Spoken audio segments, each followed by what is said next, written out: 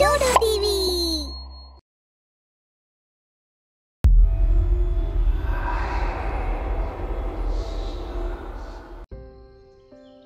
என்னோட பேரு மானவ். இது என்னோட கதை. உங்களுக்காக மட்டும்தான். எனக்கு நிஜமா நடந்துச்சு. இது ஒரு உண்மையான கதை. அந்த உண்மை கதையை கேட்கணும்னு விருப்பப்பட்டா நான் சொல்ல ஆரம்பிக்கிறேன். ஒரு 6 மாசத்துக்கு முன்னாடி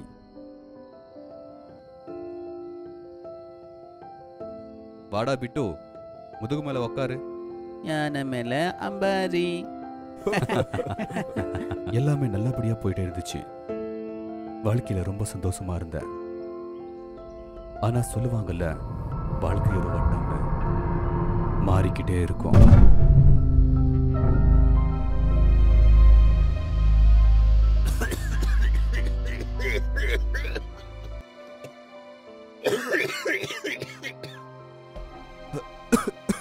அட கடவுளே, இது எப்போ போகணும் தெரியலையே. நீ மானவ பாத்தியா? ரொம்ப நாட்களா இருமிக்கிட்டே இருக்கா. ஆமா, எனக்கு என்ன தோணுதுன்னா அவனுக்கு ஏதோ பெரிய நோய் வந்திருக்கு போல. நான் ஒரு அளவுக்கு படிச்சிருந்தேன். டாக்டர் கிட்ட போய் டெஸ்ட் கூட பண்ணேன். எல்லாம் நார்மலா இருந்துச்சு. கிராமத்து ஜனங்க என் பேச்சு கேட்கவே இல்லை. எனக்கு டிபி வந்திருக்குன்னு கிராமத்தை விட்டு துரத்திட்டாங்க.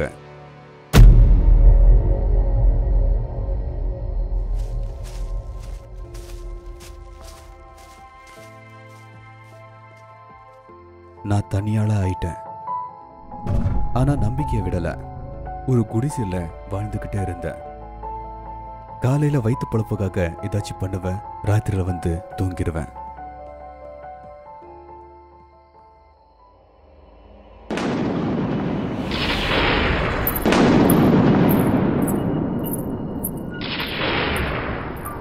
இது யாரோட குலுசு சத்தம்? வெளியே அரைச்சிருக்காங்களா? போய் பார்க்கலாம்.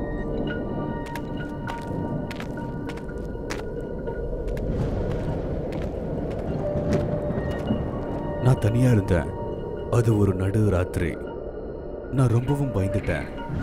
ஆனா எனக்கு கண்டிப்பா தெரியணும் அங்க என்ன இருக்குன்னு. மெதுவா மரத்துக்கிட்ட போனேன். அந்த மரம் பார்க்கறதுக்கு பயங்கரமா இருந்துச்சு. மரத்துக்கு பின்னாடி மஞ்சள் கலர் துணி போட்ட ஒரு சாமியார் இருந்தாங்க. பக்கத்துல ஒரு பொண்ணு. அவ பொண்ணு ரொம்ப பயங்கரமா இருந்துச்சு. பார்க்கறதுக்கு பேய் போல. அதை எல்லாத்தையும் பார்த்துட்டு நான் பயந்துட்டேன். ஓடி வந்து குடிசையில படுத்துக்கிட்டேன். ராத்திரியெல்லாம் எனக்கு தூக்கமே இல்லை. அப்படியே அன்னைக்கு விடிஞ்சது.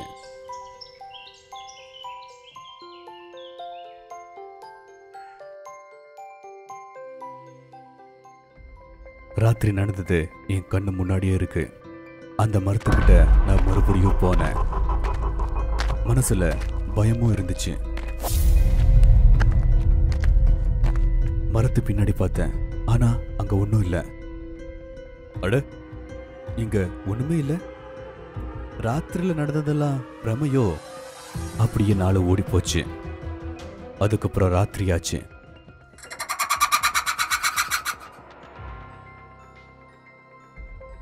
அப்புறம் மறுபடியும் வெளியில இருந்து ஜல் ஜல்லுங்கிற அந்த கொலுசு சத்தம்.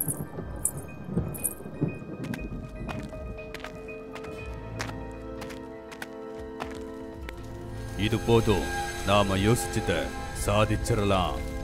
இந்த கிராமத்தில் இருக்கிற ஒவ்வொருத்தரையும் நாம வசப்படுத்தி இங்க கூட்டிக்கிட்டு வரணும். அப்புறம் அவங்கள பலி கொடுத்தா நாம நினைச்சதை சாதிக்கலாம். ஆனா ஞாபகத்துல வச்சுக்கோ, உன் நெத்தில இருக்கிற அந்த மணிய யாருமே தொடவே கூடாது. எனக்கு சக்தி இன்னும் முழுசா கிடைக்கல. இன்னும் கொஞ்ச நாள் தான். கிராமத்து ஜனங்க எல்லாரும் நான் சொன்ன மாதிரி என் பேச்ச கேட்பாங்க.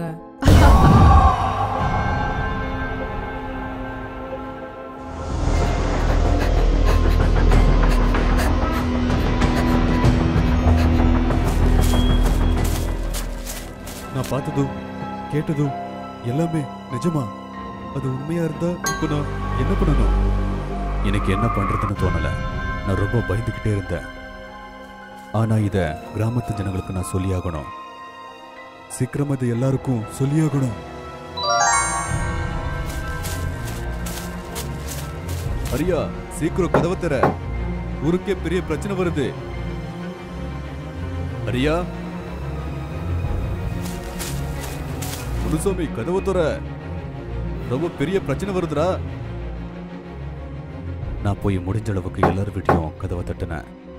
ஆனா யாருமே கதவை திறக்கவே இல்லை. நான் ரொம்ப சோர்வாயே திரும்பி மறுபடியும் என்னோட குடிசைக்கு வந்துட்டேன். ஆனா அன்னைக்கு ராத்திரி எனக்கு தூக்கமே வரல. இந்த பிரச்சனை எங்க போய் முடியும்?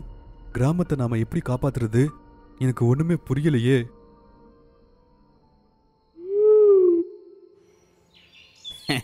நேற்று நைட்டு அந்த டிபிக்கார வந்திருந்தேன். கிராமத்துக்கு பிரச்சனைன்னு சொல்லி கதவு தட்டினா. நான் திறக்கவே இல்லையே, அப்படியே தூங்கிட்டேன். அவ என் வீட்டுக்கு வந்திருந்தா, நான் துரத்து அடிச்சிட்டேன். உங்ககிட்ட சொன்ன மாதிரியே கிராமத்துக்கு பிரச்சனைன்னு என்கிட்டயும் சொன்னா. என்ன பைத்தியம் பிடிச்சிச்சோ? என் குழந்தைக்கு உடம்பு சரியில்லை, அவனுக்கு டிபி வந்திருக்கு, உதவி பண்ணுங்க. ஒருத்தருக்கு ஒருத்தரா இருந்துச்சு. அது மட்டும் இல்லாம பழி வாங்குச்சு. கிராமத்தோட பாதி மக்களுக்கு டிபி வந்துருச்சு. அப்புறம் ஒரு நாள் அதே கருப்பு துணி போட்ட அந்த பொம்பளை கிராமத்துக்கு வந்தா. டிபியில இருந்து தப்பிக்கலாம், டிபியில இருந்து தப்பிக்கலாம். யாருக்காவது டிபி இருந்தா அவங்க ஏன் பக்கத்துல வாங்க. அப்புறம் என்ன, மொத்த கிராமமே அங்க ஒண்ணு சேர்ந்தாங்க. டிபியை குணமாக்குறதுக்கு கையெடுத்து கும்பிட்டு அந்த பொம்பளை கிட்ட கேட்டாங்க. சரி சரி, உங்க எல்லாருக்கும் வியாதி குணமாயிடும். நீங்க எல்லாரும் என் பின்னாடி வாங்க போதும். அப்படியே எல்லாருமே அந்த மந்திரவாதி கிட்ட போனாங்க. நான் எல்லா கிராமத்து ஜனங்களையும் கூட்டிட்டு வந்திருக்கேன். இப்ப நாம அவங்கள பலி கொடுக்கலாம். அதுவும் அவங்க சந்தோஷமா ஒத்துப்பாங்க, ஏன்னா அவங்க மயங்கி இருக்காங்க. அற்புதமான வேலை பண்ணிருக்க.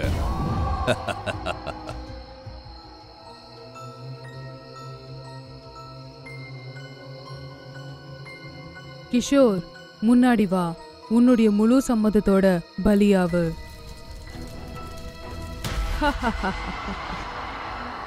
கிஷோர் பலியாக போயிட்டே இருந்தா. நில்லடா கிஷோர், முன்னாடி போகாத. ஒரே தடவை எல்லாரும் முழிச்சாங்க. என்ன நடக்குதுங்க? நான் வந்த யாரு? ஆனா நான் இப்படி பண்ணதுனால அந்த பொம்பளைக்கு ரொம்ப கோவம் வந்துருச்சு. அப்புறம் அவள் பூதமா மாறிட்டாள். டேய், நீ பண்ணது சரியில்லடா. எங்க எல்லா உழைப்பையும் இப்படி கெடுத்துட்டியே.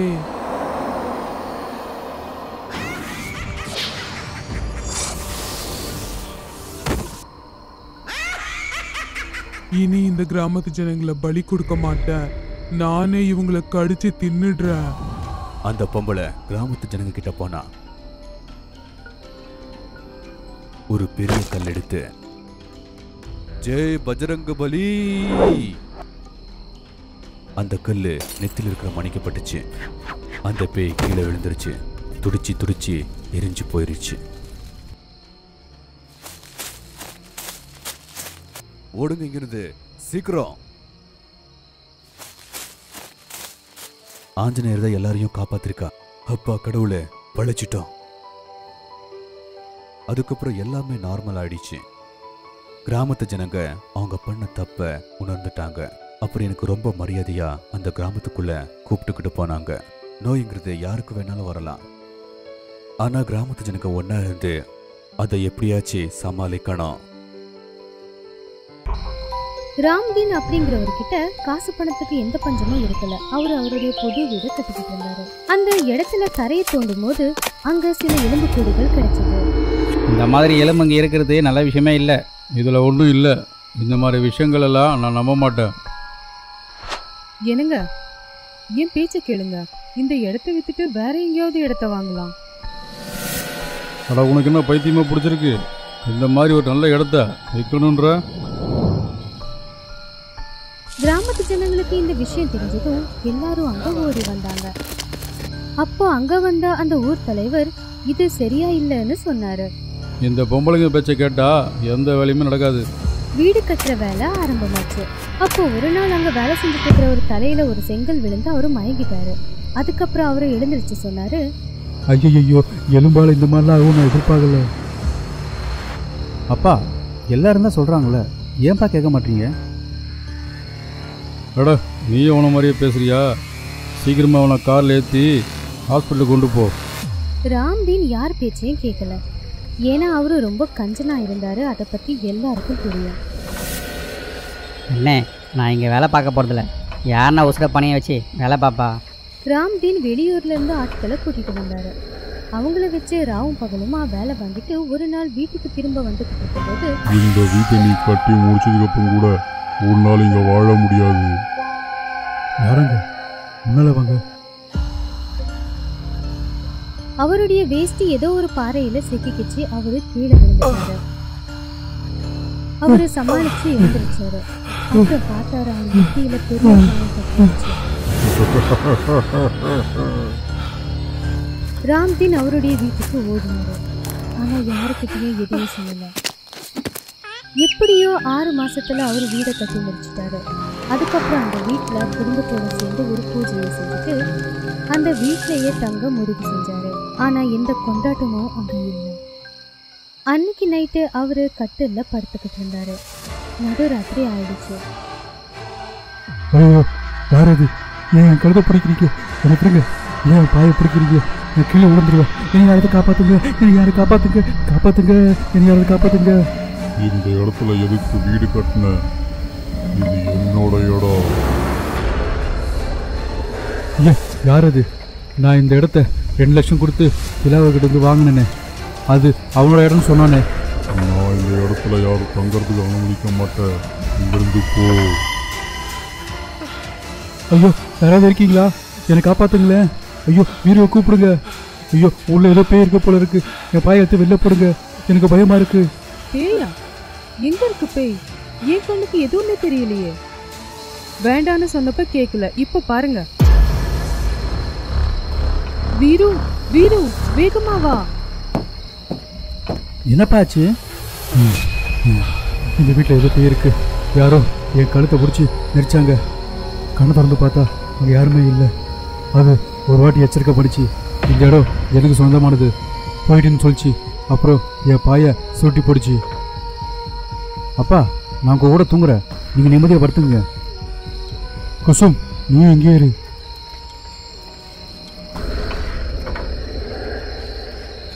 எல்லாரும் தூங்கிட்டாங்க. கொஞ்ச நேரத்துக்கு அப்புறம் விடிஞ்சிருச்சு. ஐயோ என் கழுத்தை விடு. நான் உனக்கு என்ன துரோகம் பண்ண? விடியட்டும், கொஞ்சமாவது யோசிக்க முடியா? வியாபாரம் பேசுறியா நீ? உனக்கு இன்னும் 2 நாள் தான் டைமு. அதுக்கப்புறம் உன்னை யாராலையுமே காப்பாற்றவே முடியாது. என் கழுத்தை விடு. ஐயோ என்னால் மூச்சு விட முடியல. அப்பா என்னாச்சு? வேறு நீ போய் டாக்டர் போயிட்டு வா. குசும் நீ இங்கே இரு, என்னை தனியாக விட்டு போகாத.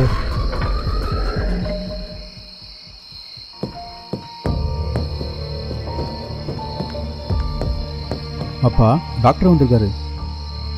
தம்பி என்னாச்சு? நேத்தானே நம்ம பார்த்தோம், அதுக்குள்ள உனக்கு என்னாச்சு? எனக்கு ரொம்ப வீக்கமாக இருக்கு, என்னால் எதுவுமே முடியல. ஏதாவது மருந்து இருந்தா கொடுங்க, நான் அந்த சீட்டில் எல்லாமே எழுதிருக்கேன்.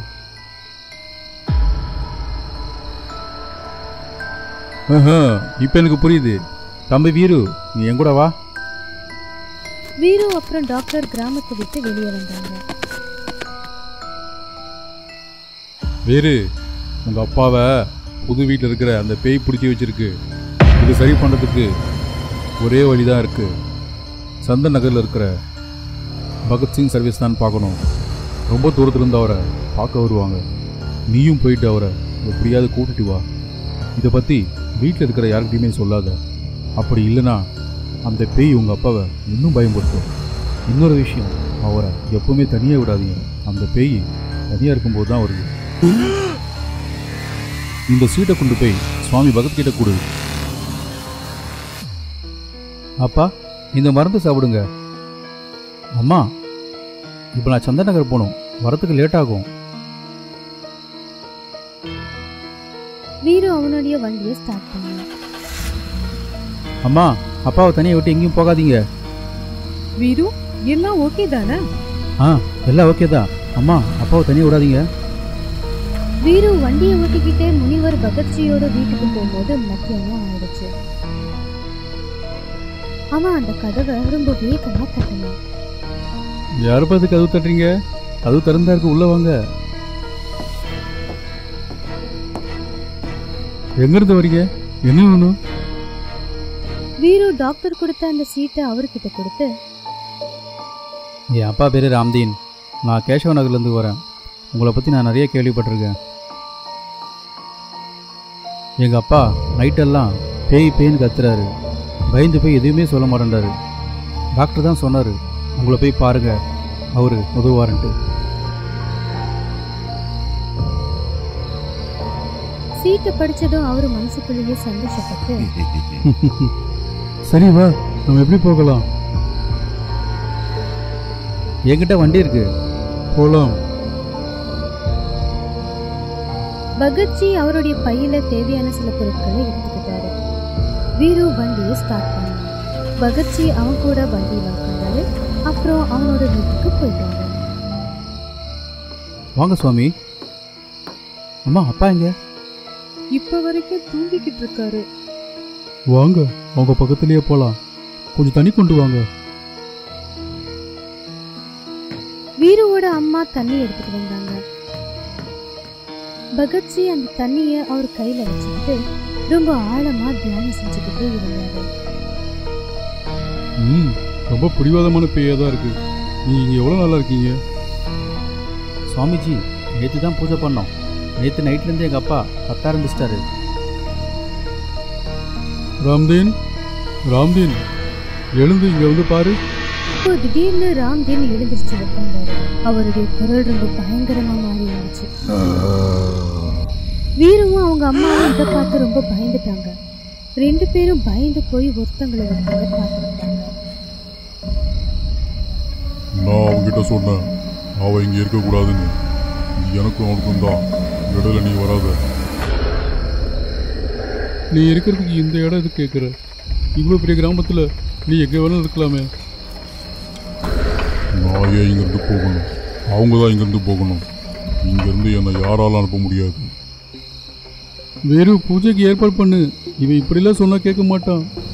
வீரு அப்புறம் அவங்க அம்மா ரொம்ப நாளாக வச்சுக்கிட்டு இருந்த ஓம குண்டத்தையும் பூஜைக்கு தேவையான பொருட்களையும் எடுத்துட்டு வந்தாங்க. நீங்க என்ன பண்றீங்க? நெருப்பு கட்டாதீங்க. ராம்தீன் திடீர்னு அவருடைய மனைவியோட தலைமுடியை பிடிச்சு இழுக்க ஆரம்பிச்சாரு. வீரு அவங்க அம்மாவை காப்பாற்ற போனப்போ அவரு அவனை போட்டு அடிக்க ஆரம்பிச்சாரு. பகத்ஜி ஓம குண்டத்துல நெருப்பு பற்ற வச்சு கண்களை மூடி மந்திரத்தை சொல்ல ஆரம்பிச்சதும் திடீர்னு கதவு ஜன்னல் எல்லாம் ஜோரா அடிக்க ஆரம்பிச்சது. காத்து வேகமா அடிச்சதுனால நெருப்பு அணைஞ்சு போச்சு. ராம்தீன் ஜன்னலை நோக்கி ஓடினான். அப்போ பகத்ஜி காத்துல மிதக்க ஆரம்பிச்சாரு. வீரு, அந்த தனிப்பட்டுல கூட. பகத்ஜி மந்திர தண்ணியையும் விபூதியையும் வீடு முழுக்க தெளிக்க ஆரம்பிச்சாரு. அதுக்கப்புறம் அவரு மறுபடியும் கீழே வந்துட்டாரு. பகத்ஜி மறுபடியும் ஓமகுண்டத்துல நெருப்பு பற்ற வச்சு மந்திரத்தை சொல்ல ஆரம்பிச்சாரு. நான் சொல்றது கொஞ்சம் கேளு. நான் கல்கத்தால ஒரு மில்ல வேலை பார்த்துட்டு இருந்தேன். நான் ராப்பகலாக கஷ்டப்பட்டு என் தம்பிக்கு நான் பணத்தை அனுப்பிச்சேன். என் குடும்பம் இங்கே தான் வாழ்ந்துச்சு. என் தம்பியும் அவனோட மனைவியும் பேரில் இந்த இடத்த வாங்கினாங்க. ஆனால் எனக்கு இதை பற்றி எதுவுமே தெரியாது. மில்லை மூடிட்டாங்க. அதனால் நான் என்ன பண்ணுறதுன்னு தெரியாமல் திருப்பி கிராமத்துக்கே போனேன். அதுக்கப்புறம் அந்த வீட்டுக்கு போய் என் தம்பியும் தம்பி மனைவியும் பார்த்து பேசினேன். எனக்கு சந்தேகம் வந்து நான் கேள்வி மேலே கேள்வி அவங்கள கேட்டுகிட்டே இருந்தேன். அவங்க ஆத்திரத்தில் என் கழுத்தை நெரிச்சு என்னை அங்கேயே கொண்டுட்டாங்க. அதுக்கப்புறம் அதே இடத்துல என்ன புதைச்சிட்டாங்க. இப்போ சொல்லுங்க, நான் எங்கே போகிறது? உனக்கு அநியாயம் தான் நடந்திருக்கு. உன் தம்பியும் தம்பி பொண்டாட்டியும் பழிவாகிறத விட்டுட்டு எதுக்கு இந்த அப்பாவி மகளை இப்படி வாட்டுற? அவங்க ரெண்டு பேரையும் நான் எப்போவோ கொண்டுட்டேன். இந்த புகையால் எனக்கு மூச்சு முட்டுது. என்னை ஏன் இப்படி கஷ்டப்படுத்துற? என்னை விட்டு நான் இங்கேருந்து போயிடுறேன். என்னை விடு. பகத்ஜி மறுபடியும் மந்திரத்தை சத்தமா சொல்லிக்கிட்டு இருந்தாரு. நான் எங்கேருந்து போயிடுறேன். இந்த ராம்தீன் அப்புறம் என்னோட முக்திக்காக இங்கே பூஜை பண்ணணும். பகத்ஜி 2 மணி நேரம் பூஜை செஞ்சு அப்புறம் எழுந்திருச்சாரு. சுவாமி, என்னை நீங்கள் காப்பாத்துறீங்க. அதே மாதிரி அந்த பேய்க்கு நீங்கள் தான் முக்தி தரணும். அடுத்த நாள் அந்த பேயோட ஆத்மா முக்தி அடைய எல்லாரும் பூஜை செஞ்சாங்க. இப்போ ராம்தீனோட வீட்டில் பேயோட தொல்லையே இல்லை. பகத்ஜி கிளம்புறதுக்காக அவருடைய பையன் மாட்டினாரு. ராம்தீன் அவருக்காக 5000 ரூபாய் பணம் எடுத்துட்டு வந்து அவருக்கு துணியை எடுத்துட்டு வந்து கொடுத்தான். அப்போ பகத்ஜி சொன்னாரு, இதெல்லாம் எனக்கு தேவையில்லை, நீ சரியாயிட்டில்ல, அது போதும் எனக்கு. வெளியே வந்து பணத்தை எண்ணிக்கிட்டு இருந்தாரு. பகத்ஜி, இப்போ சொல்லுங்க, யார் வீட்டை கொள்ளடிக்கலாம்? வாய மூடுறியா? உங்களுக்கு முக்தி வேணுமா? புரிஞ்சுதா உங்களுக்கு? அது பேய் வீடு கிடையாது. பகத்ஜியும் அந்த பேயும் சேர்ந்து இன்னொரு புது வீட்டு பேரு போட்டுட்டு இருந்தாங்க. நான் மொட்டை அடிக்க மாட்டேம்மா. ஸ்கூல்ல எல்லாம் கேலி பண்ணுவாங்க. அடிச்சேதான் ஆகணும் பாப்பா. பாரு, அப்பா கூட அடிச்சிருக்காரு. என்னவோ நான் பண்ண மாட்டேன். கோலு ஸ்கூலுக்கு புறப்பட்டான். நில்லுடா பையா, உயிரோட இருக்கணும்னா மொட்டை அடிச்சுதான் ஆகணும். ராஜ்கர் கிராமத்து டாக்கூர் சாரோட மகன் 4 வருஷம் கழிச்சு தன்னுடைய மனைவி பிள்ளையோட அந்த ஊருக்கு வந்திருந்தான். எவ்வளவு தூசி, எவ்வளவு சூடா இருக்கு இங்க. நிதி ப்ளீஸ், கொஞ்ச நாள் மேனேஜ் பண்ணிக்கோப்பா. ஸ்டேஷன்ல இருந்து ஒரு காரை பிடிச்சி வீட்டுக்கு வந்து சேர்ந்தாங்க. வந்துட்டாண்டா என்னோட சிங்கம். வாடா ராஜா, நல்லா வளர்ந்துட்ட போல. வணக்கம் அப்பா. வணக்கம். நல்லா இருங்க. சரி, உள்ள போய் ரெஸ்ட் எடுங்க. சாயங்காலம் டீ குடிச்சிட்டே பேசலாம். அவங்க 2 பேரும் உள்ள போனாங்க. கொஞ்ச நேரம் கழிச்சு டீ குடிச்சுக்கிட்டு இருந்தப்போ, அப்பா, எதுக்கு நீங்க மொட்டை அடிச்சிருக்கீங்க? எல்லா வருஷமும் இந்த கிராமத்துல முடி கொடுக்கறது வழக்கம். அன்னைக்கு எல்லா கிராமத்து ஜனங்க மொட்டை அடிப்பாங்க. அதுக்கு ஏதாச்சும் ரீசன் இருக்காப்பா? அதெல்லாம் ஒரு சம்பிரதாயம்ப்பா. இந்த சம்பிரதாயம் படி பிட்டுவுக்கு மொட்டை அடிச்சுதான் ஆகணும். இதை கேட்ட நிதி கோவப்பட்டு ரூம்குள்ள போயிட்டா. கொஞ்ச நேரம் கழிச்சு, என்ன நிலேஷ் இது? பிட்டுவோட முடி எவ்வளவு அழகா இருக்கும். நான் அவனை மொட்டை அடிக்க ஒத்துக்க மாட்டேன். நீ கோவப்படாதப்பா, நான் ஏதாச்சும் பண்றேன். நீ என்ன வேணும்னாலும் செய், ஆனா பிட்டுக்கு மொட்டை அடிக்கல, அவ்வளவுதான். சரி, நீ கவலைப்படாத, நான் பாத்துக்கிறேன். சரியா? கொஞ்ச நேரம் கழிச்சு நிலேஷ் தன்னுடைய பால்ய சிநேகிதனை பாக்குறதுக்காக வீட்டை விட்டு புறப்பட்டான். டேய் பிரீத்தம், அப்புறம் நல்லா இருக்கியா? நல்லா இருக்கேன்டா. நீ? நானும் நல்லா தான் இருக்கேன். கொஞ்ச நேரம் பேசினதுக்கு அப்புறம், டேய் எனக்கு ஒரு பதில் சொல்லு. ஊர்ல கொஞ்சம் பேர் எதுக்குடா மொட்டை அடிச்சிருக்காங்க? அதை பத்தி ஏன்டா கேக்குறேன். என்னென்னமோ நடக்குது. ஒரு ஆலமரம் இருக்குடா, அதுகிட்ட யாராச்சும் போனா பாதி கூந்தல் போயிடும்.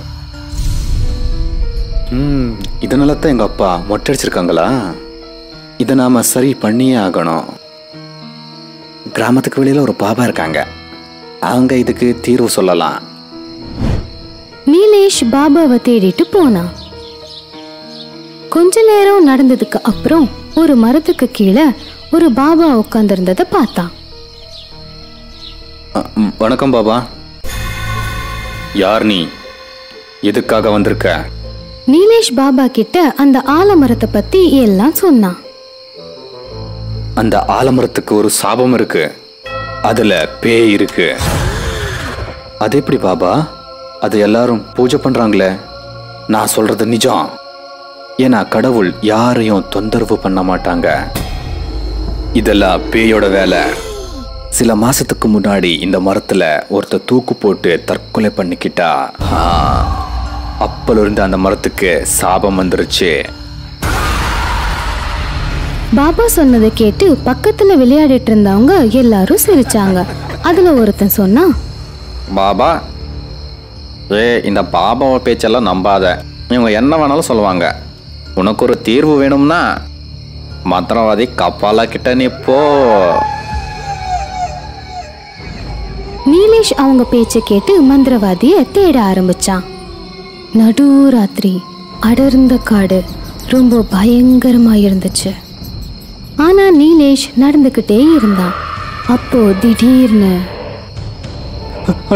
என்ன இது, என்னோட காலை பிடிச்சிக்கிச்சு. நீலேஷ்க்கு புரிஞ்சது ஏதோ ஒண்ணு அவனுடைய காலை இறுக்கமா பிடிச்சிட்டு இருக்குன்னு. அதுக்கப்புறம் அது அவனை இழுக்க ஆரம்பிச்சது. நீலேஷ் திரும்பி பார்த்தான். அப்போ அங்க இருந்த ஆலமரத்தோட வேரை பார்த்து ரொம்ப பயந்துட்டான். அதுக்கப்புறம் உடனே அதுகிட்ட இருந்து தப்பிச்சு ஓட ஆரம்பிச்சான். இப்படி ஓடி ஓடி ஓடி ஒரு பெரிய பள்ளத்துல விழுந்தான். இப்படி விழுந்துக்கிட்டே அவன் நேரா ஒரு பயங்கரமான இடத்த வந்து சேர்ந்தான். அங்க அந்த மாந்திரிகன் உட்கார்ந்திருந்தான். யார் நீ? இங்க எதுக்கு வந்திருக்க? கிராமத்துல அந்த ஆலமரம். புரிஞ்சது உன்னோட பிரச்சனை. கவலைப்படாத, நான் அதை தீர்த்து வைக்கிறேன். ஆனா அதுக்காக நீ ரொம்ப செலவு பண்ணணும். நான் தயாரா இருக்கேன். இது யாரோ கிராமத்து முட்டாளு, ரொம்ப பிரச்சனை போல இவனுக்கு. இவனை ஏமாத்தி நல்லா சம்பாதிக்கலாம். மந்திரவாதி எதையோ பிளான் பண்ணிட்டு இருந்தான். நீலேஷ் அங்கேயே உட்காந்து யோசிக்க ஆரம்பிச்சான். கிராமத்து ஜனங்க கிட்ட கேட்காம மந்திரவாதிய கூப்பிடுறது சரியில்லை. ஒரு தடவை கிராமத்து ஜனங்க கிட்ட இதை பத்தி சொல்லணும். அடுத்த நாள் காலையில நீலேஷ் கிராமத்து மக்கள் கிட்ட பேசலாம்னு போனப்போ கிராமத்தோட நிலைமைய பார்த்து ரொம்ப பயந்துட்டான்.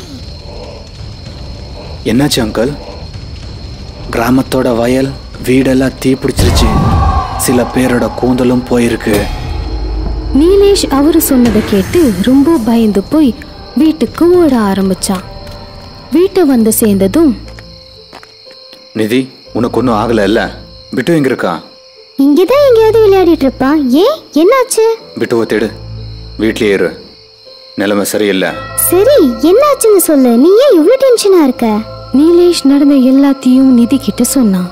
ஐயோ, என்ன சொல்ற நீலேஷ்? இப்ப இதுல இருந்து எப்படி தப்பிக்கிறது? நான் ஏதாச்சும் பண்றேன். நீ சீக்கிரம் பிட்டுவை தேடு. நிதி பிட்டுவை தேட ஆரம்பிச்சா. இந்த பக்கம் நீலேஷ் பாபாவை தேடி ஓடிட்டு இருந்தான். பாபா, எங்களோட கிராமத்தை காப்பாத்து. இதெல்லாம் உன்னாலதான் ஆச்சு. நீ அந்த மந்திரவாதி கிட்ட போயிருக்க கூடாது. நீ செஞ்ச தப்பால இந்த கிராமமே பத்திட்டு எரியுது. பாபா, நான் பண்ணது தப்புதான். நீங்க தான் ஏதாச்சும் பண்ணி இந்த கிராமத்தை காப்பாத்தணும் பாபா. நீலேஷ் பாபாவை கூட்டிக்கிட்டு கிராமத்துக்கு போனான். அதுக்குள்ள அந்த மந்திரவாதி தன்னுடைய மந்திர சக்தியால அந்த ஆலமரத்துக்கிட்ட ஏதோ பூஜை பண்ணிட்டு இருந்தான். நீ வெளியே வந்துதான் ஆகணும், இல்லைன்னா நான் உன்னை எரிச்சிருவேன். கபாலா, இதெல்லாம் நீ நிறுத்தணும். நீ உன்னோட உயிரில விளையாடுற.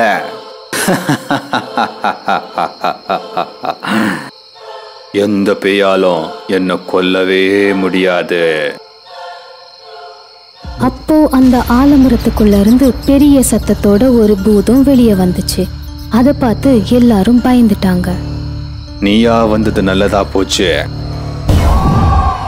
ஆனா நீ என் முன்னாடி வந்து தப்பு பண்ணிட்ட. என்ன கொல்றதுக்கு எவனா கூட்டிட்டு வந்திருக்கீங்களா? செத்தாயவன். பூதம் மற்றும் மந்திரவாதிக்கு நடுவுல ஒரு பெரிய யுத்தமே நடந்துச்சு. மந்திரவாதி அவனுடைய மந்திர தந்திரத்தை உபயோகிச்சான். பேய் கூட அதோட சக்தியால மந்திரவாதிய தாக்குச்சு. கடைசியில மந்திரவாதியால பேயை ஜெயிக்க முடியல. அங்கேயே விழுந்துட்டான். பேய் அவனை பக்கத்துல வர வச்சு அவனுடைய பாதி தலைய மொட்டை அடிச்சிருச்சு. நிலேஷ், நீ தானே கூட்டிட்டு வந்த இவன? பாரு இப்போ என்ன ஆச்சுன்னு. நீ பண்ண தப்புக்கு உனக்கு தண்டனை கிடைக்கும். அப்படி சொல்லி பேய் பிட்டுவை காட்டுச்சு. பிட்டு பயத்துல அழுதுட்டு இருந்தான். இப்போ நான் இந்த குழந்தைய நான் என்னோட அடிமையா வச்சுக்க போறேன். இல்ல இல்ல, என்னோட மகனை நீ விட்டுரு. எந்த தண்டனை இருந்தாலும் எனக்கு கொடு. ஆனா அந்த பேய் பிட்டுவை விடுறதுக்கு சம்மதிக்கல. நீ யாருன்னு எனக்கு தெரியும் கிஷன். கிராமத்து ஜனங்க எல்லாருமே இதை கேட்டு ரொம்ப ஆச்சரியப்பட்டாங்க. பாபா, இந்த கிஷன் யாரு? இவன் தான் கிஷன், பக்கத்துல இருக்கிற கிராமத்துல இருக்கிற விவசாயி. ஒரு நாள் காய்கறி வித்துட்டு இந்த கிராமத்துக்கு வந்தான். அப்போ திருடனுங்க எல்லாத்தையும் இவன்கிட்ட இருந்து திருடிட்டாங்க. ஒரு வருஷமா இதை கத்தி கத்தி சொல்லிட்டே இருக்க. ஆனா இந்த கிராமத்து ஜனங்க என்ன ஒரு பைத்தியம் போல பார்த்தாங்க. இது எல்லாத்தையும் கேட்டு கிராமத்து ஜனங்க எல்லாரும் ரொம்ப கஷ்டப்பட்டாங்க. தலையை கீழே தொங்க போட்டாங்க. பேய் கூட அழ ஆரம்பிச்சது. ஆமா, கொள்ளையடிச்சிட்டாங்க, மொட்டை அடிச்சாங்க, கத்தியால உடம்பெல்லாம் குத்துனாங்க. ராத்திரியா இருந்ததுனால அவங்கள எனக்கு அடையாளம் தெரியல. நான் ரொம்பவும் கத்துனேன். அத கொஞ்சம் கூட இவங்க கேட்கவே இல்லை. என்ன அப்படியே ரத்தத்திலேயே மூழ்கி சாகிறதுக்கு விட்டுட்டாங்க. நான் இந்த மரத்துக்கு கீழே தான் துடிச்சு செத்தேன். கிராமத்து ஜனங்க எல்லாருமே ரொம்ப கஷ்டப்பட்டு அவங்க செஞ்சதை நினைச்சு ரொம்பவே வெட்கப்பட்டாங்க. ஆனா என்னோட ஆத்மா சாகவே இல்லை. அப்புறம் நான் பேயா மாறிட்டேன். அப்போ நான் ஒரு முடிவெடுத்தேன். கொள்ளைக்காரங்களை நான் கண்டுபிடிக்க முடியாது, ஆனா இந்த கிராமத்து ஜனங்களை சும்மாவே விடக்கூடாதுன்னு அப்பல இருந்து இந்த மரத்துக்கிட்ட யார் யார் வர்றாங்களோ எல்லாரையும் பாதி மொட்டை அடிச்சுட்டே இருக்கேன். இந்த பேச்சு கேட்டு எல்லாருமே ரொம்ப பயந்தாங்க. ஆனா நான் என்ன பண்ண உனக்கு? ஏன்னா நீ தான் அந்த மந்திரவாதிய கூட்டிட்டு வந்து ரொம்ப பெரிய தப்பு பண்ணிட்டேன். உன்னோட மகனை உன்கிட்ட இருந்து பிரிச்சு உனக்கு தண்டனை கொடுக்க போறேன். அப்போ டாக்கூர் சார் அங்க வந்து சொன்னாரு, என்னோட மருமகனை விட்டுடு. நான் பண்ணது எல்லாம் தப்பு தான். அப்பா, தப்பு பண்ணதுன்னா நீங்க இதுக்கு கவலைப்படுறீங்க? மகனே, அந்த பாவி நான் தான், அந்த திருடன் நான் தான். அப்பா, நான் தான் என்னோட நண்பர்களோட அந்த ராத்திரி கிஷன் கிட்ட கொள்ளடிச்சோம். எல்லாரும் இந்த பேச்சை கேட்டு ரொம்பவே ஆச்சரியப்பட்டாங்க. ஆனா எனக்கு நான் பண்ண பாவத்துக்கு தண்டனை கிடைச்சிருச்சு மகனே. ஏதாச்சும் தண்டனை கொடுக்கணும்னா அதை நீ எனக்கு கொடு. தண்டனை கொடுக்கப்படும் டாகோர், உனக்கும் உன்னோட நண்பர்களுக்கும். ஏன்னா இந்த மாதிரி யாரு கூட பண்ணக்கூடாது. இப்படி சொல்லி அந்த பூதம் டாக்கூரையும் அவருடைய சிநேகிதர்களையும் அதே ஆலமரத்துல தூக்குல போட்டு கொன்னுடுச்சு. இப்போ என்னோட சபதம் நிறைவேறிடுச்சு. எனக்கு முக்தி கிடைச்சிருச்சு. நான் இனிமே யாருக்குமே தொந்தரவு கொடுக்க மாட்டேன். பேய் போயிடுச்சு. அதுக்கப்புறம் அங்க எல்லாமே சரியா இருந்துச்சு. நிலேஷ் அப்புறம் நிதி சிட்டிக்கு திரும்பி போனாங்க. அதுக்கப்புறம் அந்த கிராமத்து ஜனங்க கிசானோட ஞாபகத்துக்காக வருஷத்துல ஒரு நாள் தலைய மொட்டை அடிச்சிட்டு இருந்தாங்க.